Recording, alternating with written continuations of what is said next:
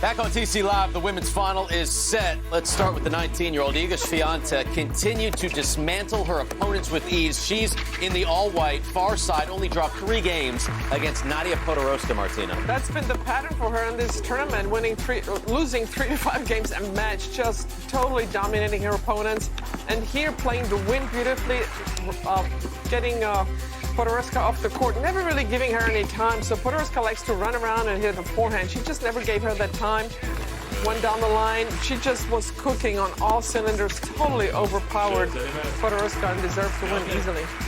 Still hasn't dropped a set. Becomes the first player from Poland to reach a Roland Garros final.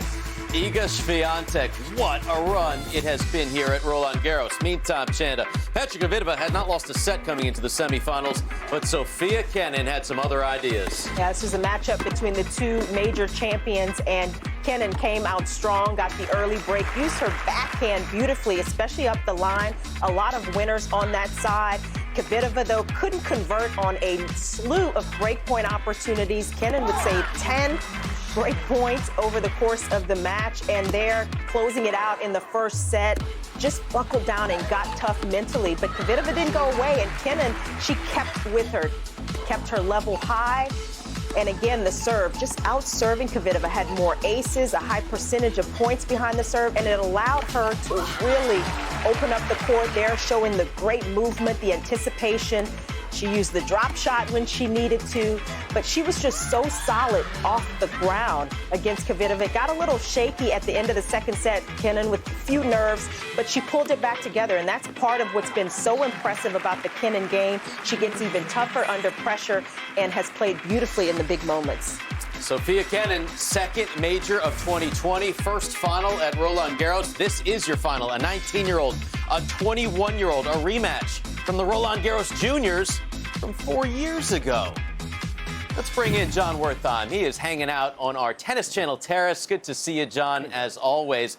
Both of these players, John, lost in their matches in Rome before coming to Paris. For Iga Swiatek, though, hasn't dropped a set here. What has stood out most to you about the 19-year-old? Part of it is what you just said. This is a bolt of blue on the red clay. There was very little indication that this was coming. But someone asked me, they said, does she remind you of Aga Radwanska, who, of course, was the last Polish player to make a real impact? I said, yeah, in the sense that she plays creative, imaginative tennis. Then marry that with the power of say, Naomi Osaka. So this has really been just a tremendous demonstration of tennis. She's been so composed. She's been great in the interview room. Her level's really going to have to drop for her not to win this title, and that is a wild thing to say about a teenager who came in here unseeded. She's the odds-on favorite and said she did not expect this, Martina, but if there was going to be a place where she got to a final, it was going to be Roland Garros. She loves playing on clay. Take a look at her road, too. I mean, it starts with last year's runner-up. Exactly. It's not like she had an easy draw getting here and made mincemeat out of Vondrousova. And Shea Wade, that was one of the closest matches, 6-1, 6-4, the only player that got to 4 in any set. Bouchard and then Halep 1 and 2 in the round of 16. And then backed it up with back-to-back wins again. I mean, the most games she's lost in a match is 5. This is not a fluke. This is Steffi Graf numbers getting into the finals. And I don't know where that jump happened, where all of a sudden, but at this level, I think the jumps happen all of a sudden. You kind of go up and then you level up, and then you make a big jump, then you kind of level off.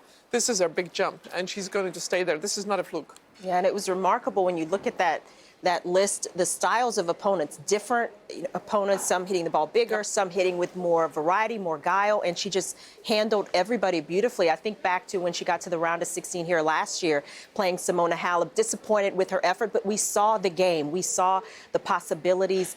Just didn't expect it to happen so quickly into the finals here this year and playing dominant tennis. She looks like she's not hesitating. She understands Swiatek exactly how she needs to play in a given point from certain positions in the court, and it's been impressive to watch. And she's hitting the ball big. We see a little variety. We see a little bit of the placement, but she's also hitting it a ton.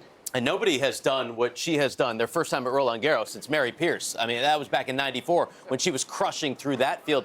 John, you know that Iga Swiatek has been working with a sports psychologist, and the mental game is huge for her.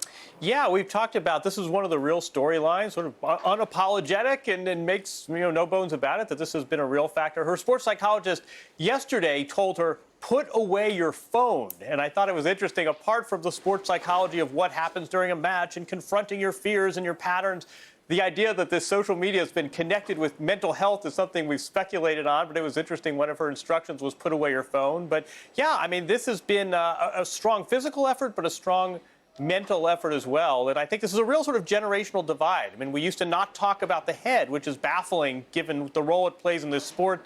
Those days are over. We have evolved. That's exactly right. You know, we talk about the X's and O's, about technique and tactics and fitness and diet.